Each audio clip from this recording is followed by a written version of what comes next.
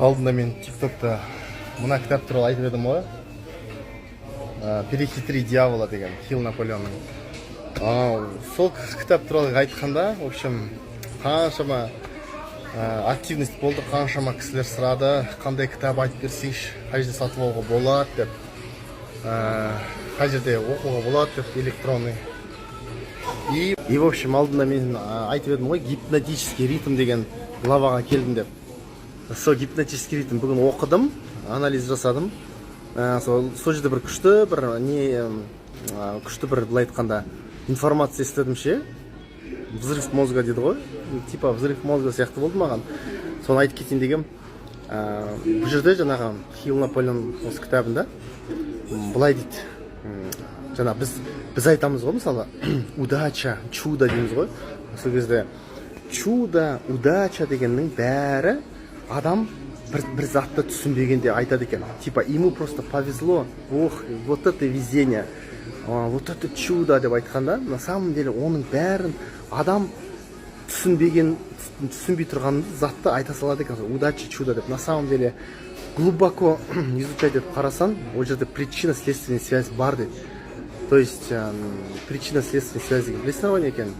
Причинно-следственный связь деген бұл жерде, оказывается, адам өзінің болған, өзінің удача деп біз айтамыз ғой, сол затты, оказывается, адам өзінің жаңағы өзінің ойлаған миымен, притяжение дейді ғой, адам өзінің ойлаған заттармен, өзінің істеген істермен, шаг за шагом причинно-следственная связь формируется. И сол кезде удача болады, но оны білмейтін басқа адам со стороны қарайды да, айта салады екен, удача или чудо деп. Или мысалы, бір адам бір аурудан каким-то образом, чудесным образом емделіп кетеді дейді ғой, оның өзін тоже адамдар түсінбей тұрғанда, түсінбегеннен чудо деп айтады екен. А на самом деле оның бәрі чудо емес, законы природы, есть определенные законы природы дейді, осы кітапта айтылады. Сол определенный закон природы жаңағы сол законды қолданса, сондай действиялар болады дейді, в общем.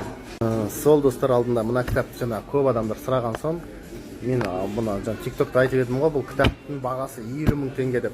То есть бұл кітапты мен реально за границей заказ бердім, 35 күн күттім. Мен жаңағы бандерольмен заказ бердім, сол кезде бандерольға 2 кітап қана сияды екен. В общем, мына жерде тұрған екінші кітап, мына осындай почта болып келді. И мен специально мына 2 кітапқа заказ бердім, потому что бұл жерде бұл кітапқа спрос болатынын білдім. Сондықтан кімде-кім осы кітапты алғысы келеді, маған хабарласыңдар дайректке. Бұл кітапты сендер ешқайда таппайсыңдар. Қазақстанда ешқайда жоқ. Бұл кітапты запрет қойып тастаған, 5000 экземпляр ғана шыққан бұл кітап. Бұл кітапты мен жаңа өзім заказ берген жерде уже қазір жоқ. То есть и то за границей заказ берген өзінде. Сондықтан кімде-кім алғысы келеді, печатный версия. Міне, заказ емес. Осыны алсаңдар болады. Последний копия. Қазақстанда басқа жоқ деп айтуға болады. Интернетте әрине жаңағы PDF форматта қарап көруге болады, бірақ та бұл жерде не оригиналы болады. То есть бұл жерде информациялар, переводтар кривой болады, переводтар дұрыс болмайды, дұрыс түсінбейсің, уақытың босқа кетеді. А вот мынаны мысалы алсаңдар, бұл жерде официальный жаңағы книга издавать ететін специальная компания. В общем, печатное издание, оригинально, бәрі істеген жерде, как положено, мына жерде жазылып тұр. Қалай айтам? Мынаны қараңыздар. Мына жерде даже қараңыздар, тираж 1000 экземпляр дейді. То есть мына кітапта 1000 экземпляр, 5000 емес, 1000 экземпляр. Именно мына, короче, мынаны шығарған адам деп ғой. Типография лидер деген. Минск. Кімде-кім алғысы келеді, печатный версия. Міне, заказ емес.